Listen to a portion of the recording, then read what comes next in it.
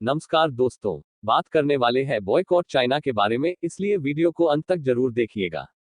वैसे तो boycott Chinese product, China के सामान का बहिष्कार करो, चाइना के सामान मत खरीदो, ये बातें बहुत दिनों से हमारे देश में होती आ रही है।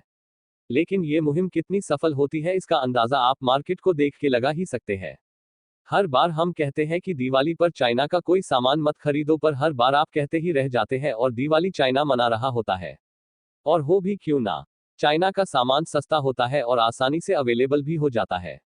सस्ते सामान को देखकर हम ना करते हुए भी चाइना का सामान खरीद ही लेते हैं।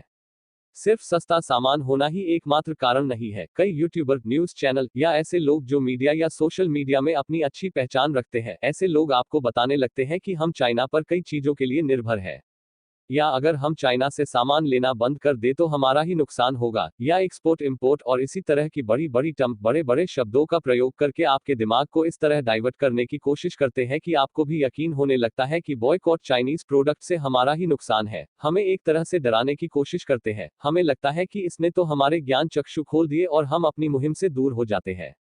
तो दोस्तों, इनके लिए बस एक ही बात कहना चाहूंगा कि इस दुनिया में कईयों को लगता था कि उनके बिना दुनिया नहीं चलेगी, वो तो चले गए, लेकिन दुनिया आज भी चल रही है और आगे भी चलती रहेगी। और एक बात आपसे पूछना चाहूंगा कि मान लीजिए दुनिया में चाइना नाम का कोई देश ही नहीं होता, तो क्या हमारे पास कोई सामान नहीं होता? क्या आज हम जैसे जीवन जी रहे हैं वैसे नहीं जी पाते? सोचिएगा जरूर दोस्तों। जब भी हम कोई चाइनीज सामान खरीदते हैं तो आपका वही पैसा देश की सीमाओं पर और देश के अंदर भी हमारे सैनिकों के खिलाफ, हमारे खिलाफ इस्तेमाल होता है। एक तरफ तो हम चाहते हैं कि हमारी सेना दुश्मनों को सीमा पर अच्छे से जवाब दे, लेकिन चाइनीज सामान खरीदकर हम ही दुश्मनों को आर्थिक रूप से मजबूत कर रहे हैं। अब हमारे जो स्पेशल बुद्धिमान वर्ग के लोग हैं वो कहते हैं कि अगर हम चाइना का सामान लेना बंद कर दे तो इससे चाइना का कोई नुकसान नहीं होगा, बल्कि उस डीलर या बिजनेसमैन का नुकसान होगा जो पहले से चाइना से सामान खरीद चुका है। तो दोस्तों, ये तो फिर कभी खत्म ही नहीं हो पाएगा, क्योंकि हर बार वो डीलर या बिजनेसमैन सामान खत्म होने के पहले और सामान मंगवा लेगा और ये चैन कभी ब्रेक ही नहीं हो पाएगी। और इसीलिए सिर्फ उपभोक्ताओं को ही नहीं, व्यापारियों को भी चाइनीज सामान के बहिष्कार में साथ आना होगा। इसके बाद एक बात और इन स्पेशल बुद्धिमान लोगों द्वारा कही जाती है कि जो सामान आप पहले से खरीद चुके हो उसका भी बहिष्कार कर दो। तो उसके लिए मैं यही कहना चाहूंगा कि नहीं मेरे भाई, जो सामान हम पहले से खरीद चुके उसका बहिष्कार करके हम चाइना का किसी तरह से आर्थिक बहिष्कार नहीं कर सकते, क्योंकि उसकी कीमत वो पहले से ले चुका है। लेकिन अब से हम प्रण ले कि आगे से कोई चाइनीज सामान नहीं खरीदेंगे। ये तो हुई हर तरह के हार्डवेयर की बात। अब चाइनीज सॉफ्टवेयर पर आते हैं। ये तो जानते ही है कि चाइनीज सॉफ्टवेयर या एप्लीकेशन में कई तरह के प्राइवेसी कंसर्न होते हैं। आपके मोबाइल में आपका personal data in Chinese application के कारण सुरक्षित नहीं है। इसके अलावा अगर टिकटॉक जैसे ऐप की बात करें तो आपको जानकारी तो होगी कि इसमें किस तरह के वीडियोस आपको देखने को मिलते हैं।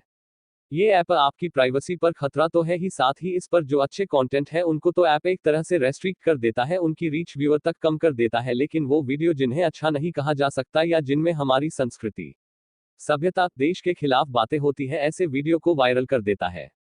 इस तरह से वो हमें आर्थिक या सीमा पर ही नहीं अपितु मानसिक रूप से भी आघात कर रहा है। हालांकि पूरी तरह से चाइना का बॉयकॉट करना इतना आसान भी नहीं है। सॉफ्टवेयर या ऐप की बात करें तो जो ऐप पूरी तरह से चाइनीज है उनको तो आप जल्दी इस्तेमाल करना बंद कर देंगे, पर कई ऐसे ऐप और सॉफ्टवेयर होंगे जो चाइनीज ऐप नहीं है पर उसमें उसका शेयर हो सकता है। तब उनका अल्टरनेटिव मिलने में शायद थोड़ा समय लग सकता है। इसके अलावा हार्डवेयर की बात करें तो ऐसे बहुत हार्डवेयर हो सकते हैं जो हम चाइना से इंपोर्ट करते हैं और वो भारत में न बनता हो, या उसका रॉ मटेरियल न मिलता हो, या अच्छी क्वालिटी का ना मिलता हो। ऐसी स्थिति में हम कोशिश करें कि उस सामान का अल्टरनेटिव हम चाइनीज कंपनी की बजाय भारत के किसी मित्र राष्ट्र की कंपनी से ले सकते हैं। हालांकि भारतीय उद्यमियों के लिए या भारत में जो स्टार्टअप खोलना चाहते हैं उनके लिए ये बहुत अच्छा अवसर होगा कि वो ऐसे सामान और सॉफ्टवेयर का निर्माण भारत में करें जिनके लिए हमें चाइना पर निर्भर रहना पड़ता है और जिनकी डिमांड भारतीय उपभोक्ताओं में ज्यादा है। यहाँ एक बात और देखने वाली है दोस्तों, जो सेलिब्रिटीज है, बॉलीवुड स्टार है, टीवी स्टार है, सिंगर है, या जो शोज और इवेंट्स में अपनी परफॉर्मेंस देने जाते हैं, इन लोगों की आवाज कभी भी बॉयकॉट चाइना के लिए नहीं सुनाई दी होगी। सुनाई भी कैसे देगी? अधिकतर सेलिब्रिटीज तो अलग अलग चाइनीज ब्रांड के साथ जुड़े हुए हैं, ये उनका विज्ञापन करते हैं। चाइनीज कंपनियां कई तरह के शोज और इवेंट को स्पॉन्सर करती है। तो दोस्तों, जिन लोगों की इनकम का सोर्स ही चाइनीज कंपनियां हो वो कैसे उसका विरोध कर सकते हैं? तो भारत के सभी निवासियों, अगर आप दृढ़ निश्चय कर ले तो बॉयकॉट चाइना पूरी तरह से संभव है। थोड़ा समय लग सकता है, लेकिन वो सारा सामान जिसके लिए अभी हम चाइना पर डिपेंड है वो सब भारत में बनना शुरू हो सकता है। डिमांड ज्यादा होगी तो निर्माण भी शुरू होगा, और जब तक भारत में निर्माण शुरू नहीं होता तक कोशिश करें कि सामान उसी कंपनी का ले जो भारत के मित्र राष्ट्र की हो। अगर आप मेरी बात से सहमत है और अपने सुझाव देना चाहते हैं या कोई सवाल पूछना चाहते हैं तो कमेंट अवश्य करें। धन्यवाद।